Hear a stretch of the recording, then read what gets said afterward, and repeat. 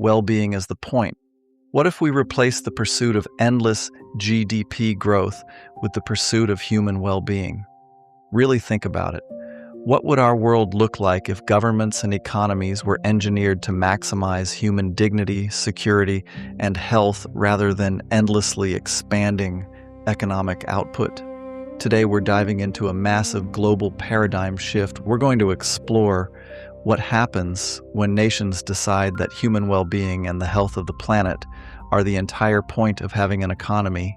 It sounds like common sense, right? As you'll see, actually implementing it requires a complete rewiring of how our societies operate. Here is our roadmap. We'll begin by going beyond endless growth. Then we'll define the well-being society and look at real-world policies.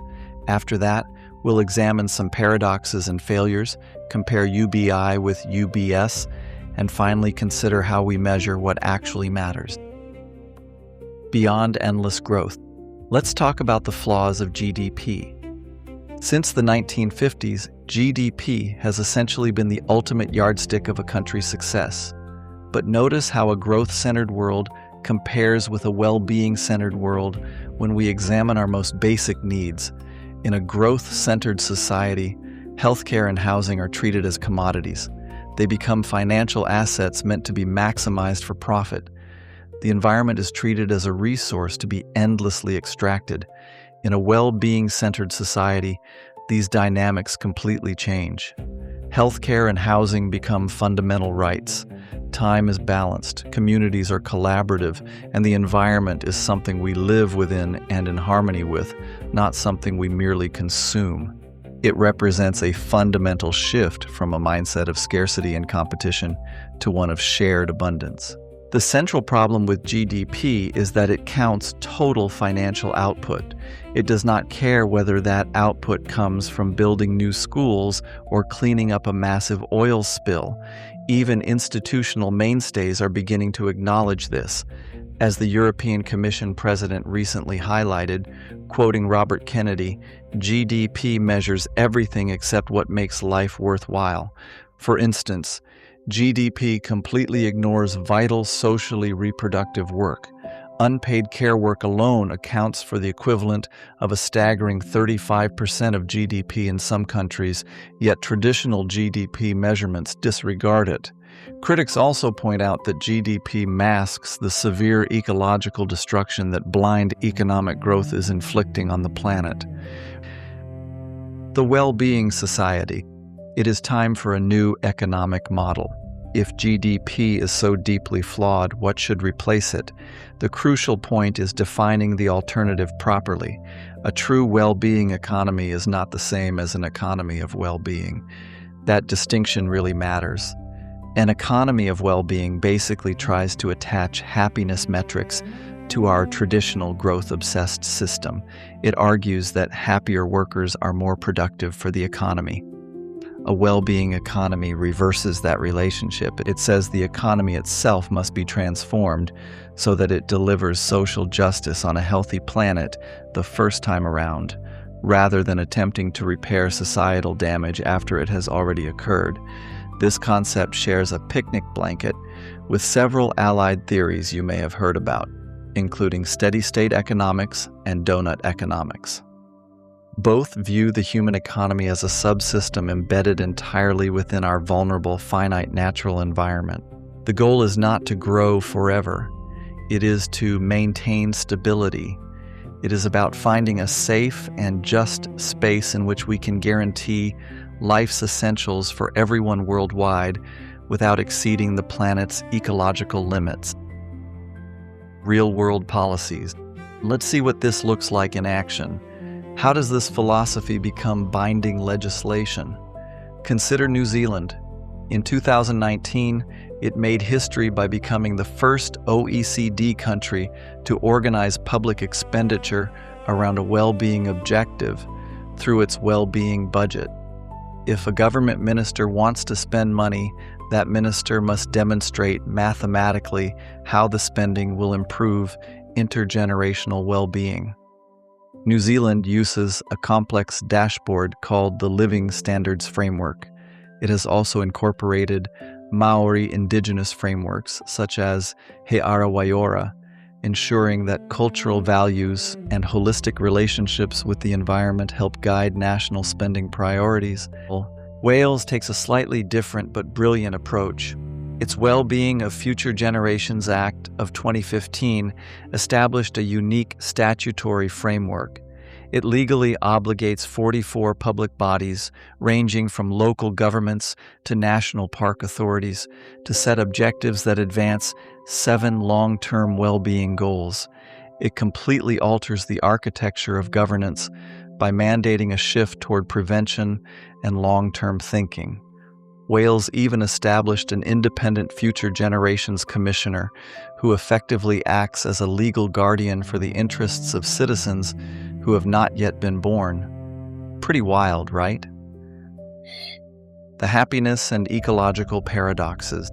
We need to examine the critical limitations of these frameworks. Consider the Nordic countries: Denmark, Finland, Iceland, Norway, and Sweden. They are globally revered for their world-leading social outcomes, remarkably high levels of trust, and excellent life satisfaction. Yet there is a profound paradox. When evaluated through the Sustainable Development Index and Doughnut Economics indicators, every Nordic country is significantly exceeding the planetary boundaries required for ecological safety. Their high social well-being is currently built upon a completely unsustainable level of global resource consumption and carbon emissions. Then there is Bhutan. It is famous worldwide for pioneering gross national happiness as an alternative to GDP. But according to Bhutan's own 2022 survey, less than half its population, only 48.1%, met the threshold to be officially classified as happy. We must also report impartially that Bhutan's gross national happiness framework has faced intense scrutiny from academics and human rights organizations. Critics point out that the GNH survey covers only resident citizens, completely excluding more than 100,000 Lhotshampa, a Nepali-speaking ethnic minority subjected to forced expulsion and ethnic cleansing by the Bhutanese state during the late 1980s and 1990s. Observers report that GNH has effectively functioned as a powerful national branding tool, deflecting international scrutiny away from severe human rights abuses and the continued detention of political prisoners.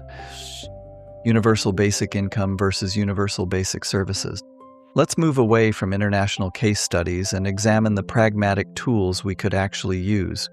You have probably heard of universal basic income, or UBI. These are unconditional cash payments given to every citizen to promote economic security and individual choice. A competing proposal is now gaining considerable traction: Universal Basic Services, or UBS. UBS argues for the free collective provision of life's essentials. Think of free public transportation, housing, internet access, and healthcare. While UBI focuses on increasing individual consumption through cash, UBS focuses on the production side by expanding our social commons. Research suggests that these are not necessarily competing ideas. They can function as highly complementary engines for a post-growth society. In fact, many researchers argue that UBS might be the real game changer when it comes to the environment. Think about it. If we want to reduce carbon footprints radically, simply handing out cash will not necessarily repair a deeply flawed, carbon-intensive housing or transportation market.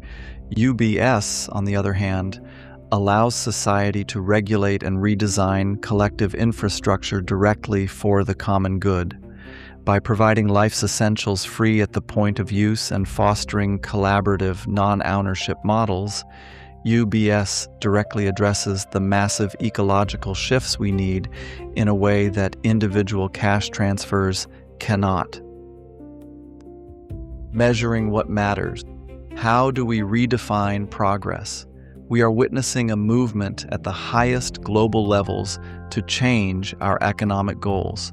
The World Happiness Foundation, for example, is pushing to reframe United Nations Sustainable Development Goal 8. Instead of blindly pursuing economic growth, it advocates for a well-being economy in which success is measured by human and planetary flourishing. It is about replacing the mantra of economic growth with one of economic meaning.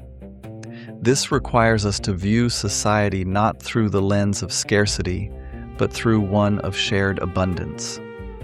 It asks us to recognize that environmental destruction and social inequality are ultimately massive wastes of human potential.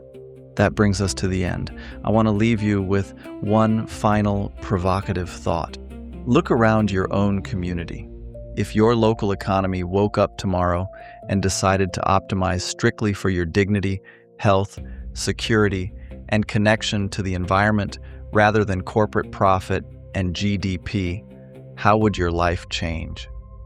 It is a completely different lens through which to view our world. Honestly, it might be exactly the lens we need to survive the century ahead. Thanks for joining me. Keep questioning the default. Thank you for watching. Remember, you are worth the time it takes to slow down, listen within, and care for yourself. If you found this helpful, please subscribe for more mindful insights. Until next time, take gentle care of yourself.